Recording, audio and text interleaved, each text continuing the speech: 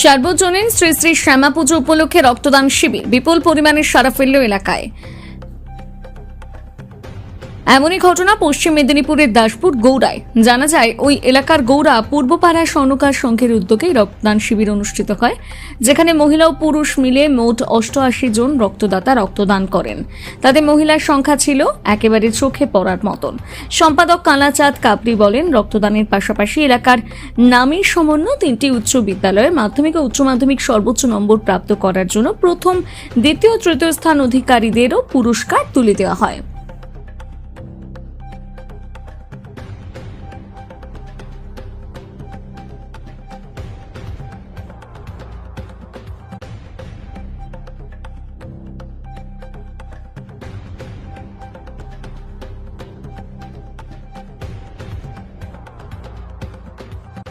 ধন্যবাদ জানাচ্ছি এই জন্যেই, সমাজে অনেক মানুষ রক্তের অভাবে মারা যায়।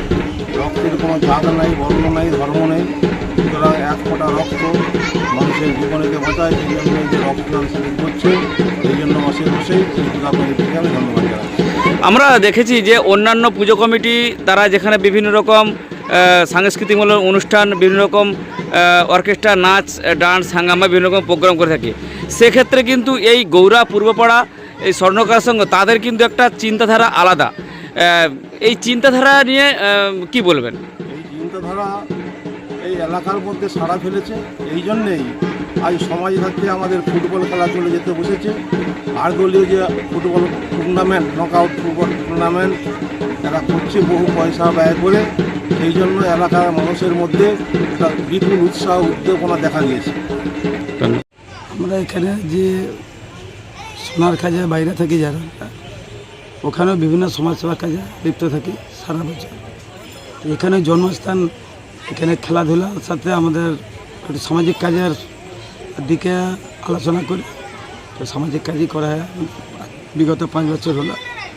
তো তাতে আমাদের রক্তদান শিবির থেকে এলাকার কৃতি ছাত্রীদের সমাধানের থেকে অনাথ আশ্রম, যার একটা 500 দিন আমাদের একটি মহৎ কাজ, সেটা হচ্ছে অনাথ আশ্রম। আমরা যাই প্রতি বছর, ওখানে যে আমরা অনাথ যারা শিশু রয়েছে তাদের সাথে ভাইফোঁটার যে আনন্দটা ভাগ করেন।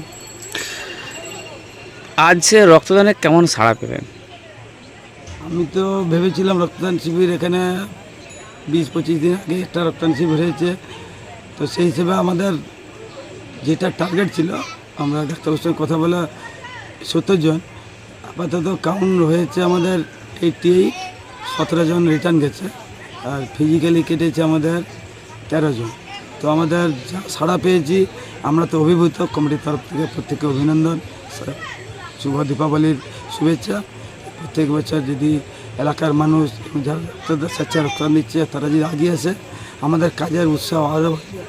এবং আমি চাইব আপনাদের মতো সাংবাদিক যারা এই পেশায় লিপ্ত আছে, তাদের কাছে অনুরোধ যে এই ব্যাপারটা যেন আরও 5 জায়গায় এটা প্রচার না, ঠিক বলে দেয় যে ফ্রিতে ব্লাড ডোনেশন স্বেচ্ছায় সেটা যেন মানুষ এগিয়ে আসে, তাহলে আমাদের কাজ করতে সুবিধা।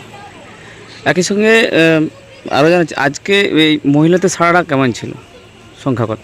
এটাই একটা অভিভূত ব্যাপার হয়েছে। এখানে দেখলাম 50% মেয়েদের সাড়া পেয়েছে, 50%, যেটা আমাদের চিন্তাভাবনার বাইরে।